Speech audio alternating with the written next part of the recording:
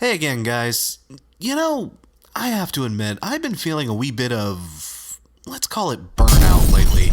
I mean, all of this indie rock and top 40 bollocks is really starting to grate on me. And with Modest Mouse coming out next week, I'm really getting up to my ears in the mellow stuff.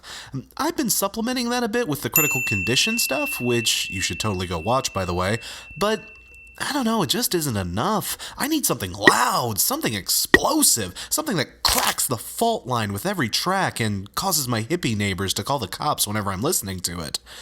Did anything come out this week? God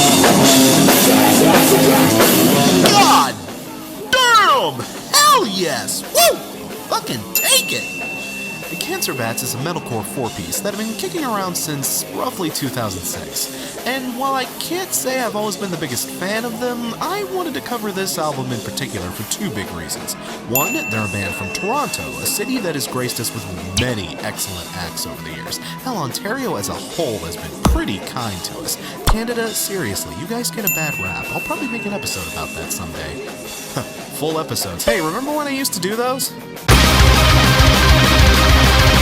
But the second and most important reason I wanted to talk about this album is simply because it kicks ass. Seriously, this is a true metalcore album. The general feel of this release is like if early 70s Black Sabbath had a baby with Rollins' era Black Flag. A very angry, very shouty baby.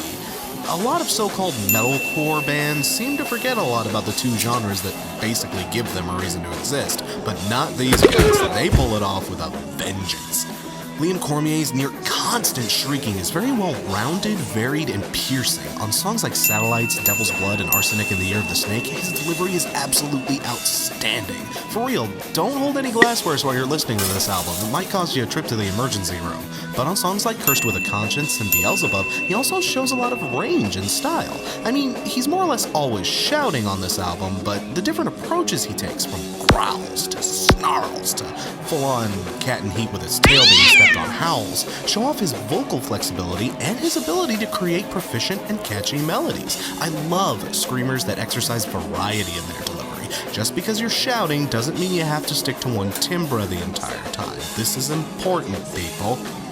And the rest of the band is certainly following his lead here as well. The album switches at an almost breakneck pace between lightning-quick, mosh-pit-erupting joygasms like the aforementioned Satellites, All Hail, and Rust and Bone, to slower, sludgier, doomier affairs like Buds, True Zero, and the also aforementioned Beelzebub.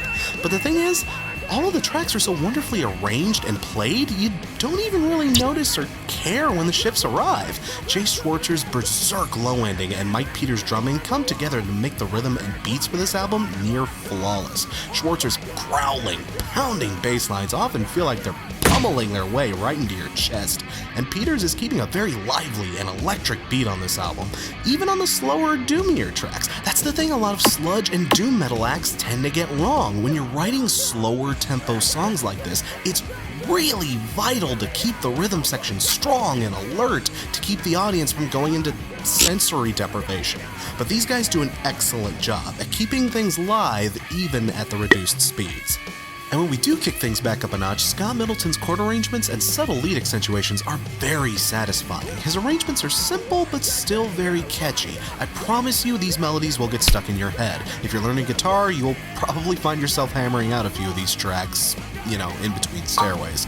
This album is a very interesting blend of old school metal and old school punk, and being that those are two of my favorite genres, you know I'm all over this like a glazed ham with a copy of Half-Life 3 baked into it.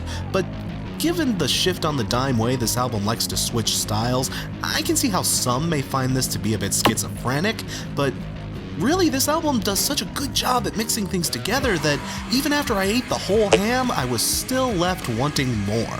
And in my book, that's seriously worth praising. Guys, pick it up.